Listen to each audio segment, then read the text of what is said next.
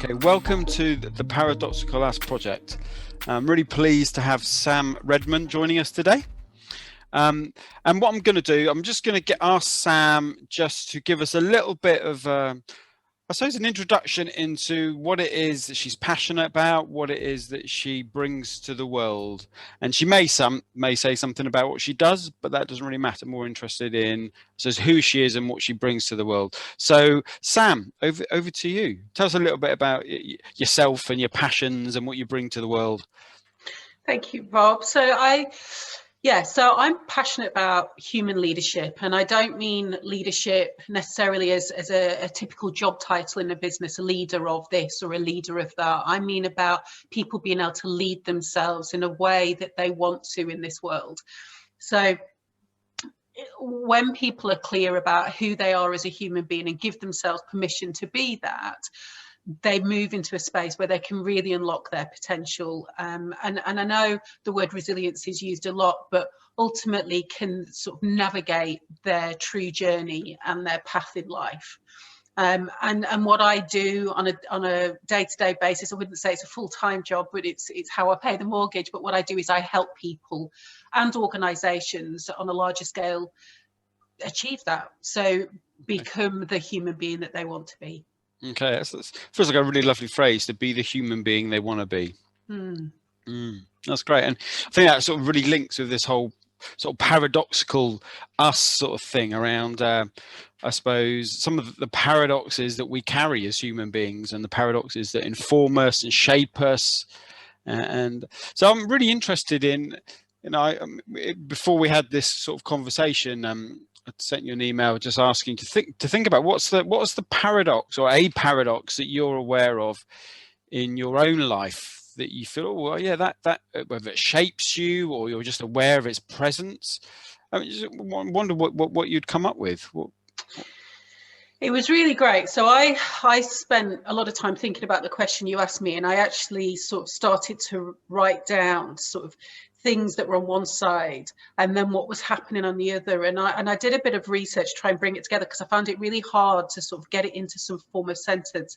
And through that research, I picked up on Aristotle Onassis quote, which is, "The only rule is that there are no rules." And I think that has played out in my life on a number of occasions. And I think something that you prompted in your email was around, from really early on in my life up until today. And I think, if I think about being a child and then to where I am now, being a parent and a puppy owner, I think those, and who I am in my day-to-day, as I would call it, my business, those two things, that paradox seems to be running repeatedly, and so that is the paradox that landed for me. So it's like a repeating paradox. It's just not something that's just present now. It's been present. Yeah. Okay. I was just really interested. You talked about a bit of a process of, I was writing some stuff down over here and I was writing some stuff down over here. I'm just, what sort of stuff were you writing? I'm just really intrigued by that, actually. Yeah, I think so. On one side, I had the words around safety and familiarity and expectations and goals. I think goals is a word we use a lot, but more purpose. So it's a kind of structure to something, or a structure around something. And on the other side, there was this liberation and this freedom and this stretch and this unexpected element to it. And those two things were sat there. So this rules and no rules was sat really well with that, because it was like, there are some things going on that I lean towards that are consistent and I look for, or I've relied on. And then there's other things where there is none of that at play, but actually have been really liberating, if we go back to that word, and created a response or an experience that's been really unexpected, but actually quite life affirming in some ways, that if I'd followed this side, I may not have had. So that was the kind of balance that was going on. But they both bring something. They do. But so this one was, I think the word you started with on one side was about safety, and then the other word you talked about was liberation. Yeah. Yeah, they feel like really two interesting words to sit next to each other.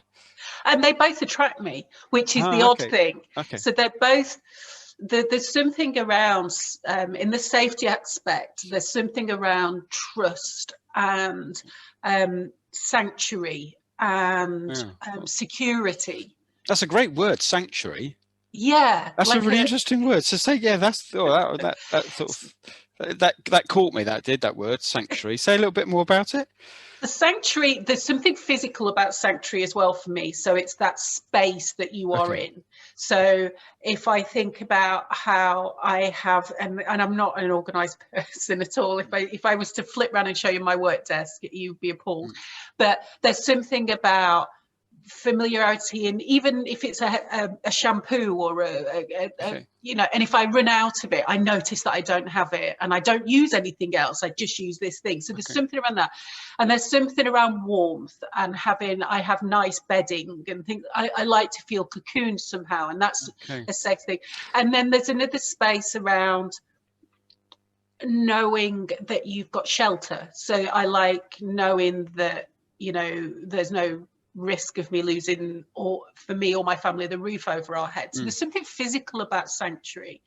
And then there's the sanctuary I create when I'm doing breathing activities or grounding myself in the morning, that I feel that sense of physical sanctuary within myself. And so that's the bit of, there are some rules, or there's some you know, and I think we've probably touched on this before when we've had other conversations, something about that rules, and maybe is it rhythms, is it habits, is it patterns, but there's something that creates something that part of us needs. So this sanctuary, this cocoon. And I think we talked, you know, if I think about an example, and we talked about childhood, and we you know, I've talked to you about this before, but you know, when I was a child growing up, I mean, I've got some childlike behaviors now, but when I was an actual child and I was in my, you know, around 10 years old, you know, there were certain things about the rules that you would tie against as a kid, you know, so the ones that were put on you rather than the ones that you chose. That's so okay. So there's something about these rules and the ones that are put on us. And then the ones that we choose. I can remember, so it really resonates with me about I had a lot of rules put on me, a lot of rules, and it's taken a long time to fully recognize all of them. Some of them are really obvious. You know, oh yeah, that rule, I don't need that. I don't agree with that. I don't think that's healthy.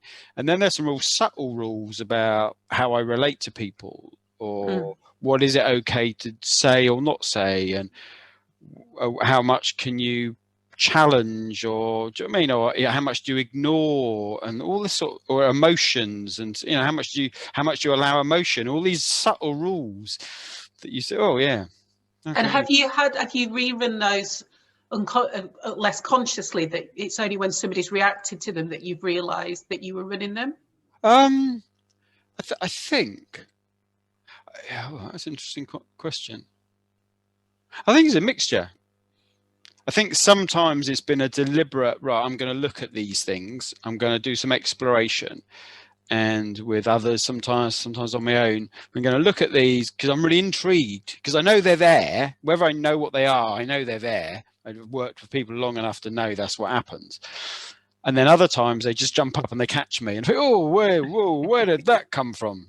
Yeah. Do you know what I mean? So it feels like that bit, that cocoon bit, that sanctuary bit, is almost like a historical bit. And also there's some choice in it as well. What do I want to be in there that creates sanctuary? Yeah. And then this other bit of liberation on this other side. Yeah. So what if I don't choose to follow that rule? What do I want to create instead? You know, what choices does that then allow me to consider?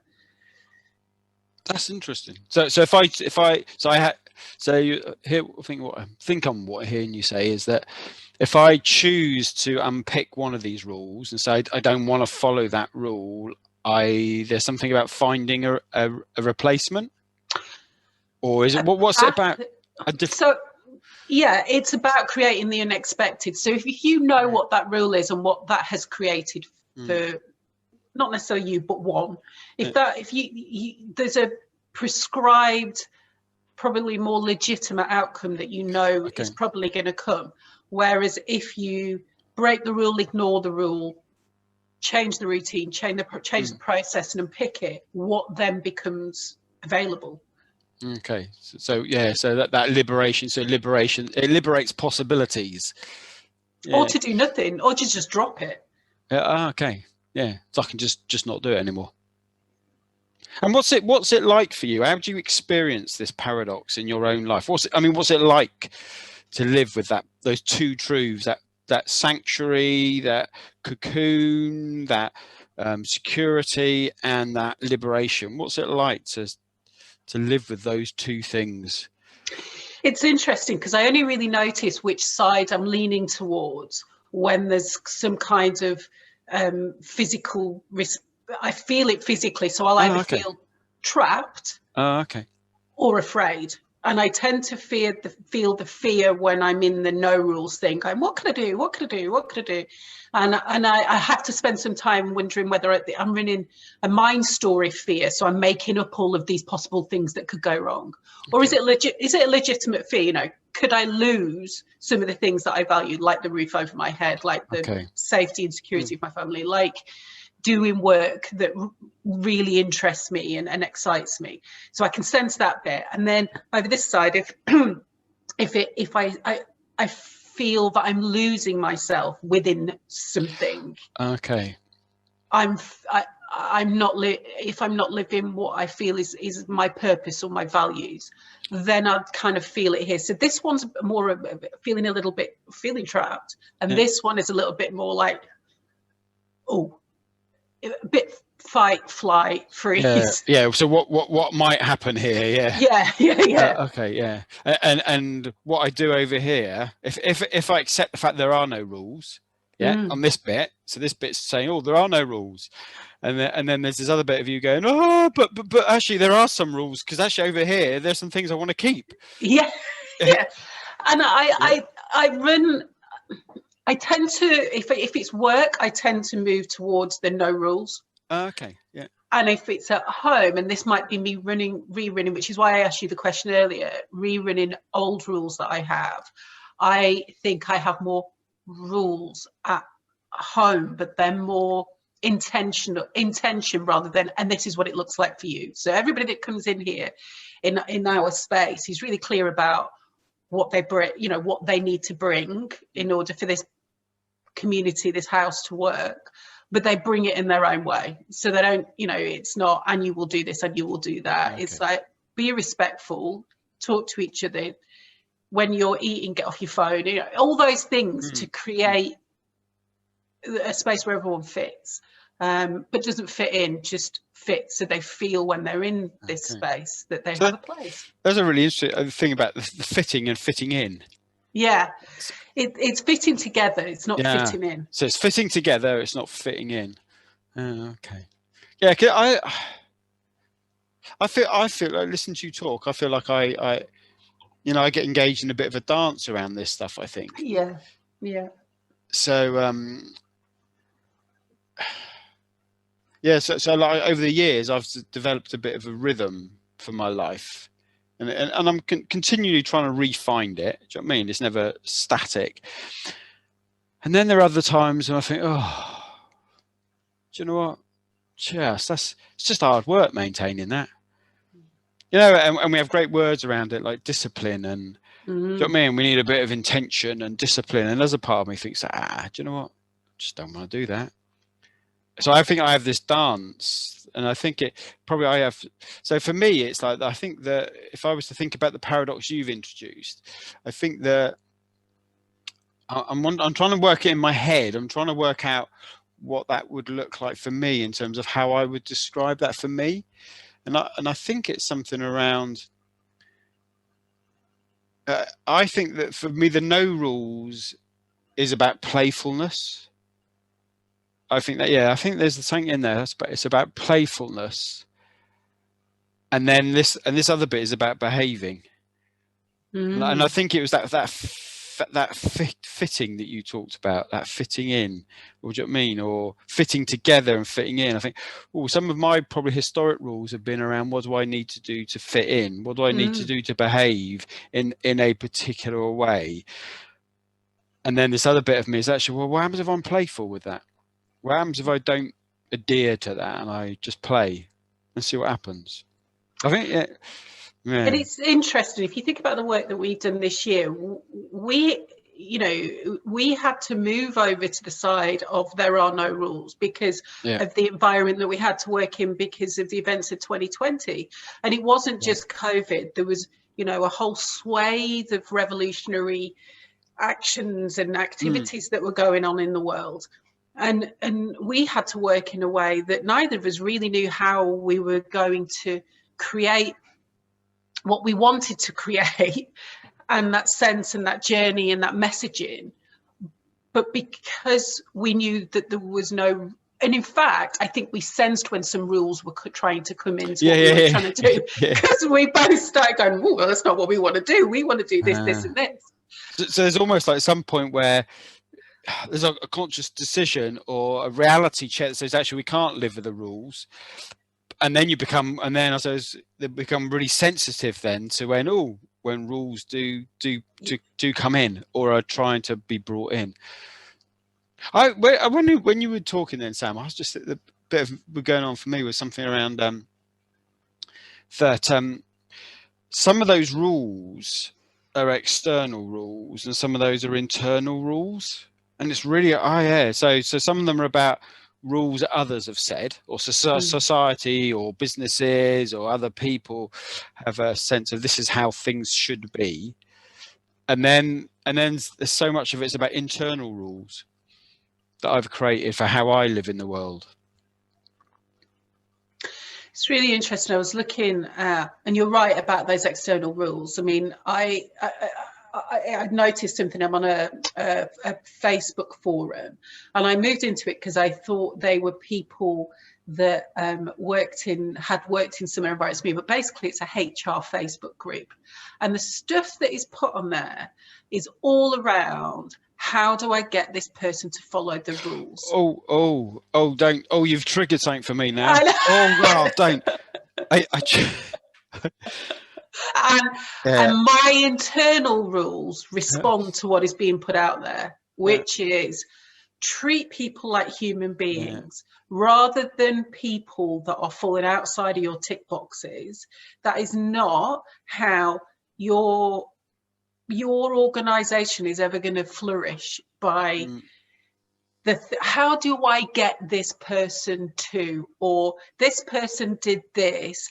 Is that 1, a final dismissal, 2, a verbal warning, 3, what do you guys think? And I just think, how are they doing? They didn't get out of bed this morning to really create paperwork for you. Something else is going on. So that's got me thinking about what I over my 30 years of sort of doing people work, it's made me realize, it reminded me of why I've sometimes fallen out with HR people, and then I think actually in the terms of what this paradoxical us project is about, is trying to work out actually when I say, for example, I might fall out with a HR person because of this different thing about rules, and then I'm realizing actually probably what I'm falling out with them, I'm actually falling out with a part of myself, because I've got that internal paradox myself. Do you know what I mean? Just do what you're told. Just get on with it and do what you're told. It's quite simple. Do you know what I mean? And if you don't, there's some consequences. So there's that bit of me there's the part of that paradox that I am seeing in someone else, and I externalize it. And I just, as I was listening to you talk there, and I was thinking, I could feel myself doing it. I could HR people. No. Actually, all I'm seeing is a part of my own paradox. Yeah. I'm just seeing and experience the part of me that actually quite likes the rule and quite likes people to do and behave and just do in the way that it's quite clearly laid out. It'd be much simpler. So I know what I need to do in order to fit in, to do what I need to do so that I don't create the attention that I don't want. And I'm okay with that, because I know that if I do this, I'm going to get into trouble, but if I do this, I won't. And it's just really simple. And to be honest, HR people, I feel for them a lot of the time, because I end up not getting involved with what they're asking for. I end up getting involved with them and saying, are you okay? How are you doing? And you know, I think there was something we'd spoken about a while ago about when I got divorced, and myself and my ex-husband had agreed something between us that was really amicable for the best needs of our daughter, which was 50-50 childcare. I didn't want a penny in maintenance. I wanted that writing into the divorce. And when it went to the judge refused to authorize the divorce because they didn't see it would ever work, because nobody was necessarily winning in a way, because it was traditional for the woman to have the child full time and all the rest of it, which drove me mad, because actually what myself and my ex-husband had done is worked on the other side of the paradox, which is, right, let's create our own rules about how we want this to be. And we worked, and it wasn't easy, you know, it was a highly emotional time, but we were trying to craft a future where all three of us could have, I think the legal term is quiet enjoyment in the future. That's quite a nice phrase, isn't it? Quiet enjoyment. Yeah, this will entitle us to quiet enjoyment. That, you know, it drove me mad. As opposed to actually trying to create a rule or a system where there's got to be a winner. Yeah, where somebody has to feel bad after this. And to be fair, legally, you know, the law is written in a way that he should have looked like the bad person. Yeah.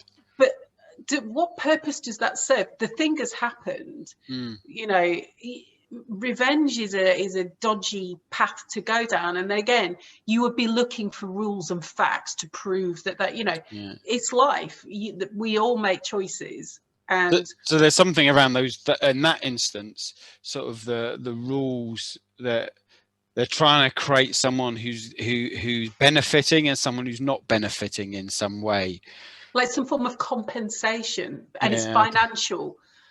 You know, so you've done this, you naughty person, therefore we're going to remove your security and any chance of you paying for a nice holiday for yourself for the next 18 years till your daughter has graduated uni. I just think that's horrific. I mean, how does that set people up for their life to have some form of quiet enjoyment? So it feels like having this paradox alive in you of, you know, the only rule is there are no rules. Is it that enables you to challenge and say, actually, do you know what, there's a set of rules, but actually what would it be like not to have those? How do we do this without those rules? So it feels like it enables you to do that.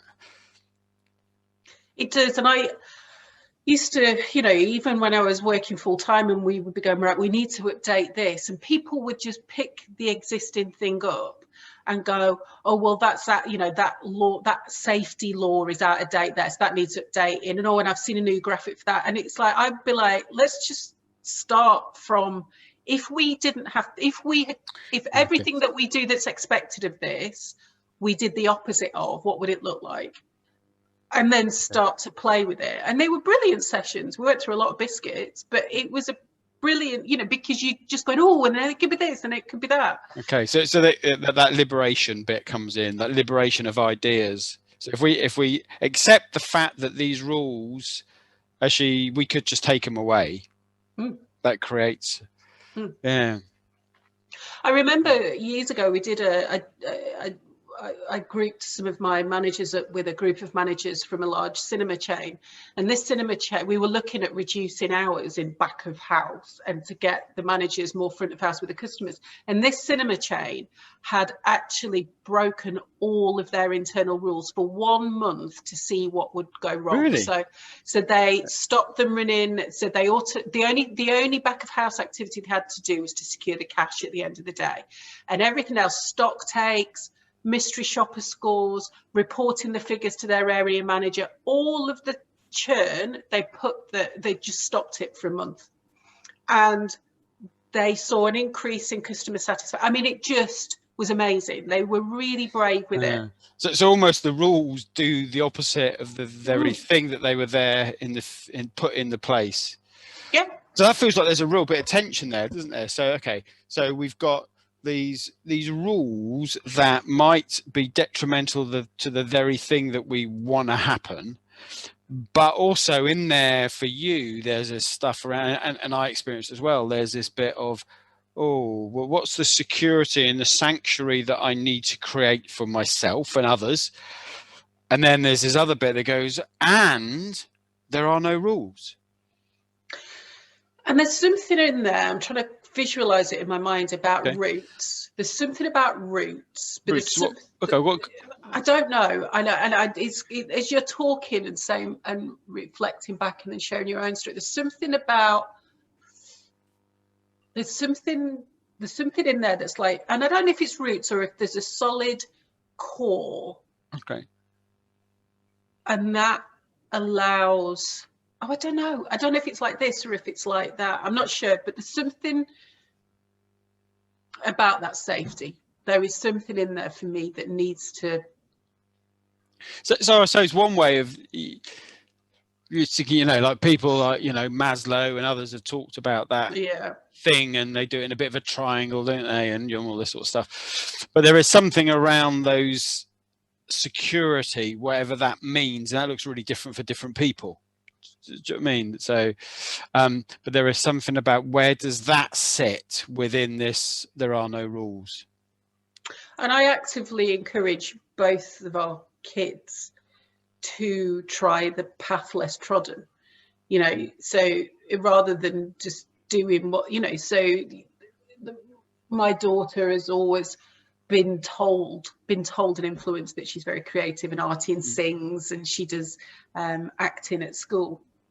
And she would offered a place as part of her GCSEs to do triple science, but inside of her, she didn't have the messaging that that's where she should be going. Because she's 14, she only goes down the reward route in her emotions. And so she's taking it on and she's loving it because it's stuff that she didn't expect. It's not where she saw herself going. And it's got some kind of logical sense, whereas acting's very much no rules. Acting is very much run this way, run this that way. And she's really enjoying that. Yeah, no, it's really funny because one of my kids is similar to that, and it's really interesting that, and really enjoying.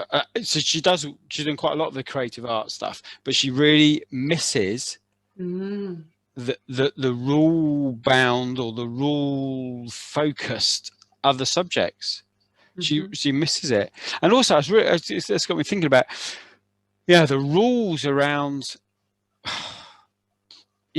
around kids in education or in work, and these huge rules that are created and never really talked about, but they're there.